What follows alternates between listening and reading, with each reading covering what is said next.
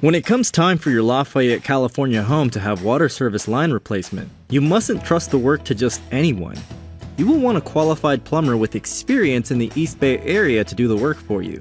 That said, narrowing down your choice for a plumber revolves around asking plumbers specific questions to determine if they are the right person for the job.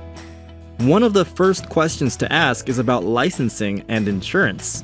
You want a plumber who is fully licensed to be performing plumbing tasks and who has insurance if something happens at your home. Secondly, talk to them about past water service line replacements that they have done and whether you could talk to the customers who use them. A plumber on the up and up will gladly give you references to check out. Check out any references and read online reviews of the plumber you are considering, as the information can help you to make the decision to hire or not. For water service line replacement, Avalon is here for your Lafayette, California plumbing needs.